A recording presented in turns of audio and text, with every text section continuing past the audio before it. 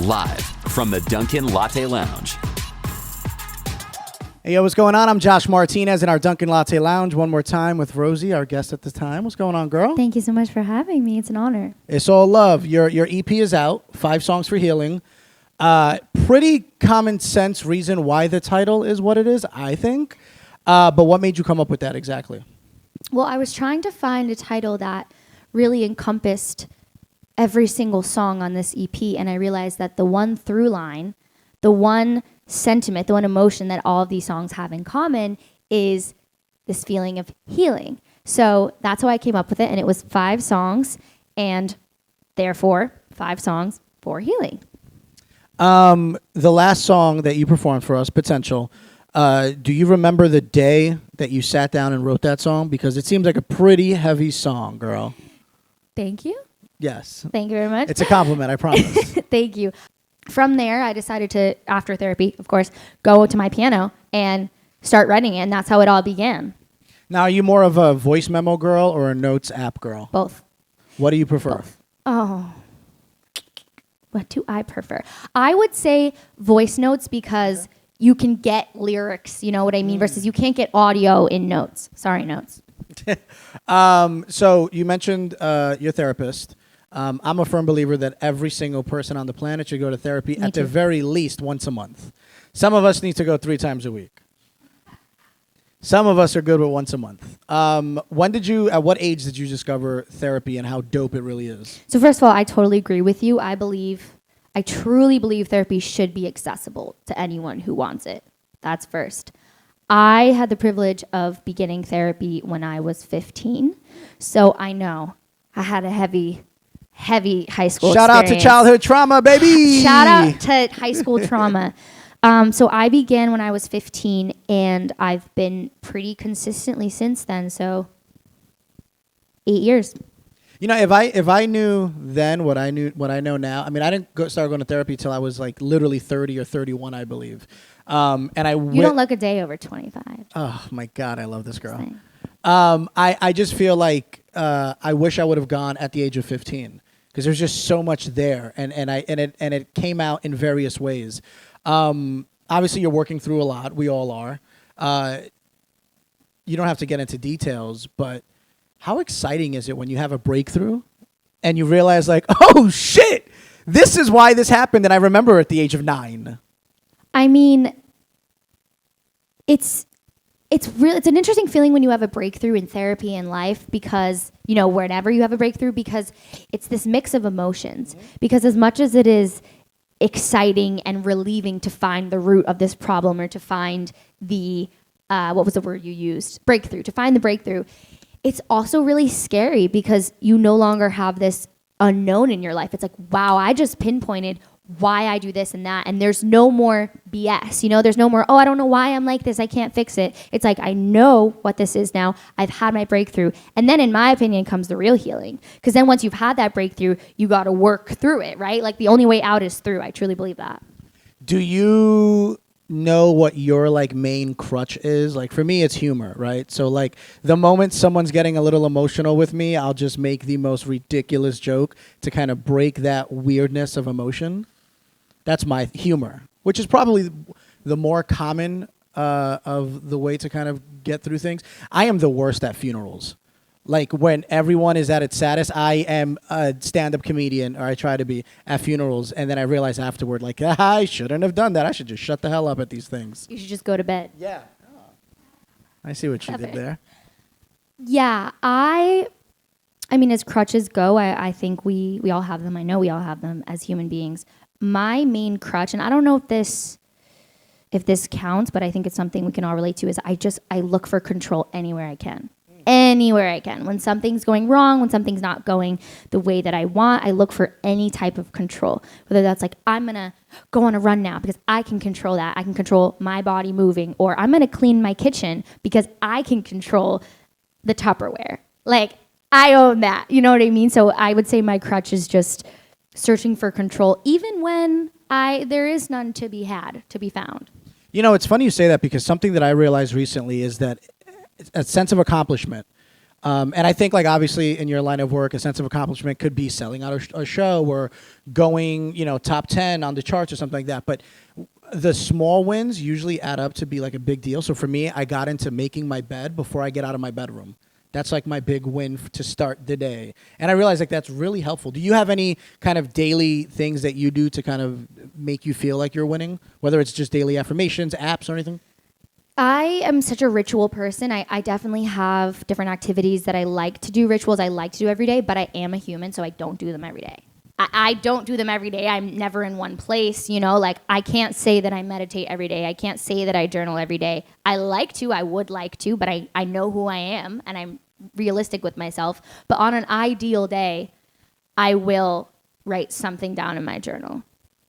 I will just something, doesn't matter what. Where did you grow up? New York. New York, where exactly? Like 40 minutes north of the city, Nyack. New York? Okay, yeah. Why do you ask? Anything after Yonkers is Canada, South Canada. Yeah. That's how I feel about it, right? Like, it's just South Canada. I grew up in South Canada. Some people disagree, but it's fine. What were your inspirations music-wise growing up?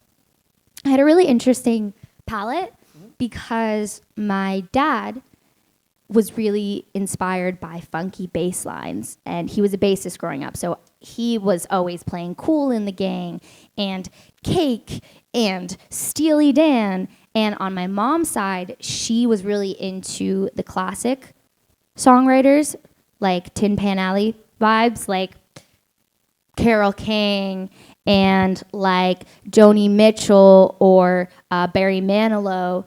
And so what ended up happening is I got this crazy eclectic infusion. And then on top of it, my whole family grew up classical musicians. So then I also was really inspired by Bach and Chopin and just, you name it, it was in there. So once you hit your teenage years, that's when you become probably your most impressionable. Who were your favorite artists back then? Oh, this is like, I feel called out because I'm about to say them and you're going to be like, wow, Rosie, like I know exactly who you were when you were a teenager. You were emo. Okay, ready? Christina Perri. Jar of Hearts, 1,000 Years. Like, shout out Christina Perri. That was my 6th grade anthem. Who else did I like? You were going through it at the age of 12. Oh, yeah.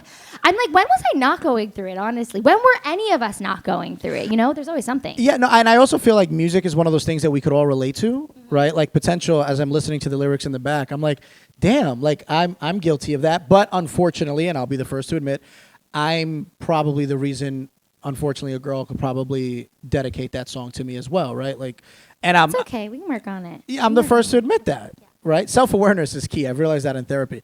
So for me, it's interesting because at the age of 12, you're sitting there with Jar of Hearts or anything Christina Perri, just feeling it all and being emo, even though, the guy... What did a 12-year-old feel, He just didn't ask you to go to the dance or something, right? Like, yeah. He broke up with me in a tetherball pole. Mine was O-Town, All or Nothing, because Ashley Marino broke my heart. That was my thing. Ashley. So what other artists were kind of you into heavy when you were younger? Well, because of my brother, I was into Coldplay. There was always some sort of Coldplay going on. I'm trying to think who else I really listened to when I was young. Okay, I can tell you one. God. Does anyone remember when that U2 album was downloaded on everybody's iTunes? I hate U2 and Bono as a result. I respect what they've done. Well, I listened to that because that was what I had. Oh, my God. I'm trying to think what else. Oh, Selena Gomez in The Scene. That was a really big one. Early Selena. Nowadays, who inspires you? Obviously, you're in the game. We'll talk about your first headlining tour in a little bit. But who inspires you today? I'm extremely inspired in terms of like sonically. I'm just so inspired by the 1975 and so inspired by Coldplay. And then on the songwriting side, there's Taylor Swift and Julia Michaels and Casey Musgraves. The list keeps going, but if you go back in time, I'm definitely still really inspired by Carole King, Joni Mitchell, those classic songwriters. What was that feeling like before your first show as the headline artist? Because by the time you watch this, she would have already wrapped up her first headlining tour across the country. What was that feeling like before show number 1? On the Healing Tour? Yes. Well, it felt pretty surreal. It felt pretty surreal, like, oh, wow, this is really happening. We're in Boston playing the first show on my headlining tour. It felt extremely surreal. I also remember feeling nervous because I'm always nervous. I have anxiety. Who doesn't, you know? And so my way to combat that is I have like a really, really set pre-show routine. So I remember just going through the motions and saying to myself, you're prepared for this. You worked hard for this. You deserve this, you know, like not letting the imposter syndrome get in there. You know what you're doing. You're a professional. You're prepared. So a lot of it was just tricking my brain into believing in myself. And then I did believe in myself, and we did it. And we played an amazing first show. What city surprised you the most on tour, and why? You know, Denver. Denver felt really, really great. They were really loud. I'm not like surprised. I think surprised is maybe the wrong word. They were even more supportive than I had imagined them being. Is the right way to put it, I think. Growing up, what were your favorite foods growing up in the New York area? Because as you go on tour, you realize that foods are actually different in a lot of other cities. And I would make the argument that food's actually different from the city to Nyack, for example. So can you imagine Denver or Des Moines, Iowa, or something like that? So growing up, what foods did you love the most growing up here? So I had the privilege of having an Italian mother. You know what that means. Jealous. I grew up with the best food at home. So, you know, we had spaghetti and meatballs, and we had our eggplant parmesan and our pasta puttanesca. Like, you name it, she made it. So that being said, restauranting was not as much a thing because she just was the best cook ever. But when we did, there's this place called Hudson House that we've been going for years and years and years. And they have, like, the best chocolate cake. It's in Nyack. In terms of breakfast, I mean, there was this place we used to go to called Strawberries, and it was like waffles and French toast. I don't know why I asked this. Now I'm hungry. Yeah, and also it's like I didn't grow up in the city, so I'm like, I don't know if there's any staples. But let me just say Zavar's is my favorite place on earth. Really? Yeah. I think that's what heaven looks like. I'm not even kidding. So you do have a show, your final show on the tour tomorrow night. It would already wrap by the time you see this, friend. What's those emotions like going into the final show of this tour that you have worked so hard on, but you know there's going to be more? I'm trying to think how to answer this honestly. I'm feeling like it's time. I'm feeling like it's ready. I think 11 dates was a perfect first headlining tour. I think that ending in New York is a perfect end because this is my hometown, so I'll have my family and my team and my friends. I think that, you know, playing LA this past week was incredible. It all feels really meant to be. You know, of course, I'm sad. I love being on the road. I love touring more than anything. But I'm excited and I'm ready because, you know, the EP will be out in just a couple days, and at this point, it will already be out. And, you know, I'm excited to give that to the world. I'm excited to do this final performance for the Healing Tour and then, you know, go back to writing and go back to the drawing board and, you know, back to square one. So I feel like it's time. But, of course, I'm going to miss my touring crew, and I'm going to miss my tour fam and the squad for sure. What can we expect from you for the rest of 2023 and beyond? A lot of firsts. I mean, this is my first Dunkin' Latte Lounge. I'm doing my first Good Day New York on Fox tomorrow. This was just my first headlining tour, my first second EP. I'm branching out. I had my first movie cut as a songwriter.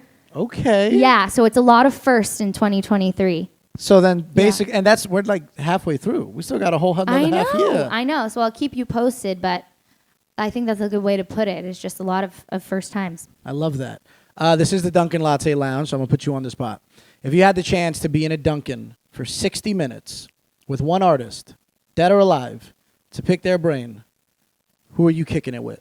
Taylor Swift. Wow. That's the quickest anyone has ever answered. She's an icon. I know if that makes me basic, but she's an incredible songwriter, an incredible performer, an incredible businesswoman. Like, she checks all the boxes. And she's one of the nicest human beings you will ever meet as well. I hope so. I had the pleasure of meeting her twice. This isn't about me, but I will say that I was blown away by just how nice she was, but she was so, how to put this properly? She knew who everybody in the room was before getting in. Like and I don't mean this disrespectfully. Like it's like a well-oiled machine where they told her, you have met this dude already in Des Moines, Iowa. So when she met me in Columbus, it was something as subtle as nice to see you again. And immediately there's like that immediate comfort of she remembers me. Oh my God. Not realizing that like, oh, I got by like the way they strategize. And it's those little nuances that sets her apart from the rest of the artists that'll just come in and be like, hey, nice to see you. And meanwhile, you've met them 9 times and hung out with them 8 times at a bar or something like that. But yeah, I'm done with my Taylor rant. I'm sorry. Never apologize for a Taylor rant. So one more time, Rosie inside of our Dunkin Latte Lounge. Thank you so much for stopping by, girl. Thank you so much for having me. Were you always so good at pushing people away? Running from everyone till they give up the chase. Is it just in your bones to get a little too close and shut off your emotions? Were you always so good at making mistakes? I was ready to give it all to you. When you left me, you said you'd come home soon. But if you have to lose me, don't want me bad. Give up on us to see what we have. You should know better. I would never let you love me after that. If you have to leave me to see you care, move on and find that you want me there. If you have to go, then you should know when you come back, I'll just be someone you once had. Thought there wasn't a thing that could tear us apart. I would never expect it to be 'cause of your heart. After all of these years, it just ended in tears 'cause you can't keep a promise. Thought there wasn't a thing that could tear us apart. But if you have to lose me, don't want me bad. Give up on us to see what we have. You should know better. I would never let you love me after that. If you have to leave me to see you care, move on and find that you want me there. If you have to go, then you should know when you come back, I'll just be someone you once had. Someone you once had.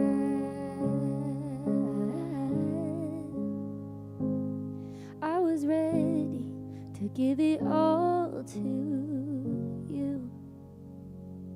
When you left me, you said you'd come home soon.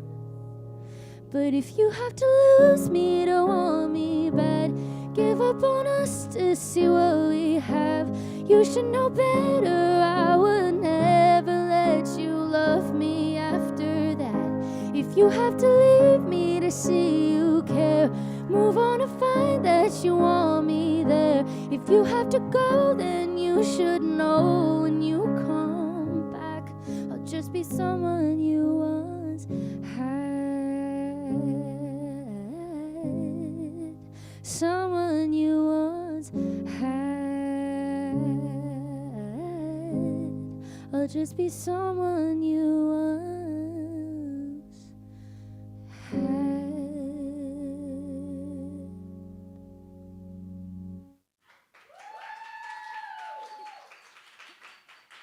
Thank you so much. Thank you so much. This next song is called I Should Just Go to Bed. And it's about that gut feeling of knowing when it's time to just call it a night and go to bed instead of doing something silly, like the phrase, nothing good happens after 2 a.m.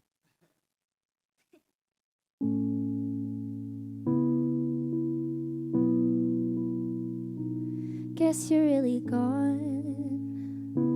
I've been so fixated everything I lost in just one conversation where you said life was long, but mine isn't worth wasting. Your mind isn't wrong, doesn't mean I'm not wishing I could change it. It's always 10 p.m. laying in my head, turning all my thoughts to potential text. That's the way I get after 2 a.m. and it's 2 a.m.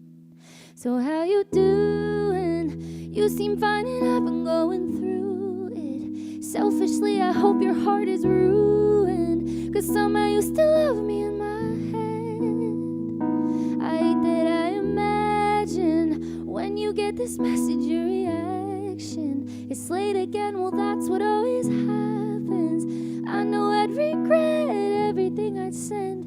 I should just go to bed.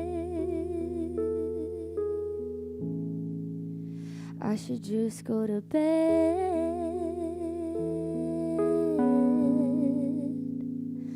I don't wanna care, so why am I optimistic? Am I not self-aware for hoping that you'll miss this? And you say there's a future us, but how can I be certain of who we'll become with all your words and actions never syncing up? It's hard to know it's me you're really thinking of, 'cause when it's 10 p.m. laying in my head, I can hear your voice, words you never said. That's the way I get after 2 a.m. Here I go again. So how you doing? You seem fine and I've been going through it. Selfishly, I hope your heart is ruined, 'cause somehow you still love me in my head. I hate that I imagine when you get this message, your reaction. It's late again, well that's what always happens. I know I'd regret everything I'd send. I should just go to bed. I should just go to bed.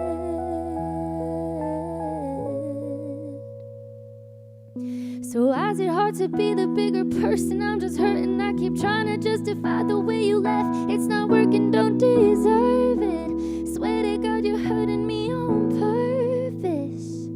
And maybe it's my fault, 'cause at your worst I see the best in you. Letting you go piece by piece until there's nothing left to lose. It's working, but sometimes I just wanna say in person, how you doing? You seem fine and I've been going through it. Selfishly, I hope your heart is ruined. Really thought we'd make it in the end. I should just go to bed.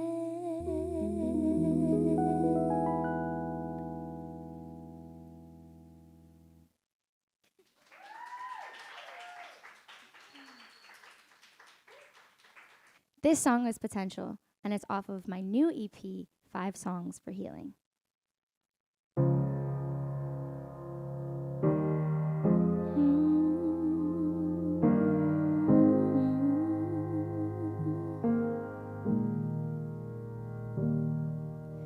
You would fight for all the things that make you happy. Open up to me without me even asking. You would never shut me out or ever be the reason I'd start to cry. You would let me show you all of my compassion. You would see us getting close and let it happen. Always pictured every broken part of you so perfect, now didn't I? 'Cause I made up so much of you, wishing one day it'd be true, and hoping that you turn into someone enough for me. I thought I loved you for who you really were. I thought I loved you for better or for worse. When I fell, I thought you were special. but I fell for your potential. I thought I loved you for all of your mistakes, that all you needed was me for you to change. When I fell, I thought you were special, but I fell for your potential.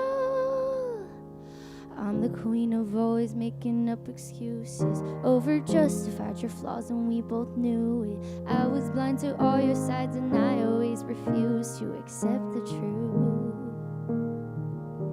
'Cause I made up so much of you, wishing one day it'd be true, and hoping that you turn into someone enough for me.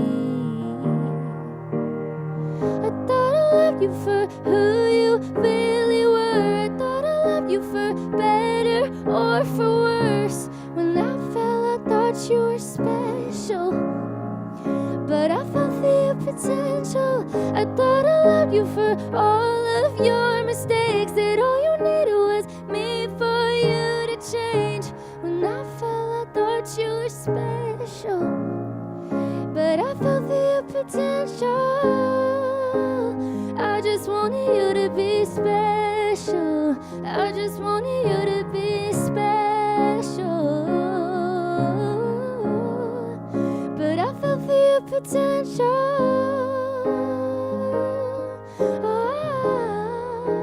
I just wanted you to be special.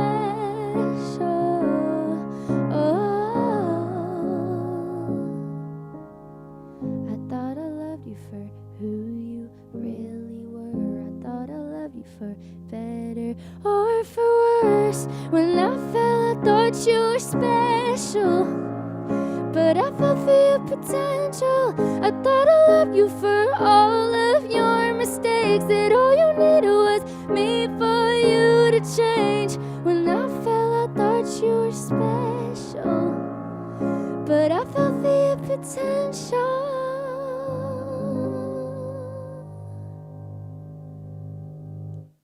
Thank you so much. Thank you for having me, Dunkin Latte Lounge. To see more videos like this, check out DunkinLatteLounge.com. And if you're posting on social, use the hashtag Dunkin Latte Lounge.